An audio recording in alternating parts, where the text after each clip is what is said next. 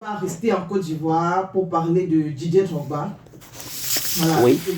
Le 11. Oui. Alors, Didier Drogba qui fait, je ne sais pas si je vais dire dans le social, bon, c'est une forme de social quand même. Parce qu'il faut dire que lui et sa fondation ont offert un terrain synthétique aux jeunes de Grand Bassam.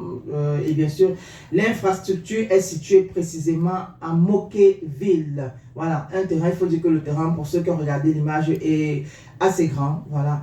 Et bon, terrain synthétique, vous comprenez bien. Donc, c'est pas le gazon comme...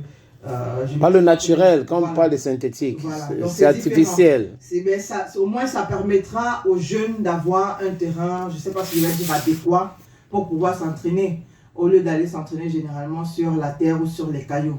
Voilà, là, ils auront... Lui-même, je crois qu'il y a un reportage sur lui, on a montré où il s'entraînait quand il était un peu jeune. C'était dans les rues, dans les lieux de son quartier aussi, idem pour tout. Donc, c'est pas du tout... C'est une bonne chose. Terrain synthétique, maintenant, il faut entretenir. Parce que si on achète des gazons pour poser, et de temps en temps, il va falloir... Je ne sais pas si c'est lui ou il y a un mécanisme automatique d'entretien. Non, je vais dire pas de mécanisme automatique d'entretien parce que généralement c'est comme ça. Et si Drogba n'est pas à côté de ce projet, est-ce que ça va mourir? C'est pour ça que je parle de ce mécanisme automatique d'entretien de ces terrains-là.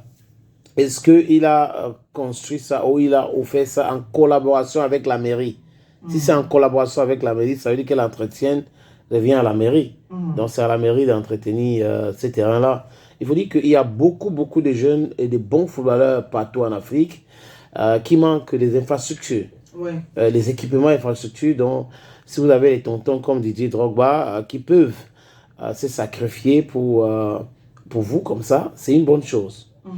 D'ailleurs, il faut dire que Drogba a été blâmé depuis longtemps en Côte d'Ivoire pour pour le seul manque d'engagement envers les jeunes footballeurs. On dit qu'il est devenu une légende de football sans aider un seul Ivoirien. Donc, peut-être qu'aujourd'hui, il est en train de essayer de donner encore ce que le football lui a donné aux jeunes. Trop de critiques au niveau de la fédération ivoirienne de football FIF à l'endroit de Didier Drogba et tout. Donc, cette réaction, c'est bon. Peut-être aussi, ça va compter pour les prochaines élections parce que Drogba ne démord pas. Il veut toujours gérer le football ivoirien.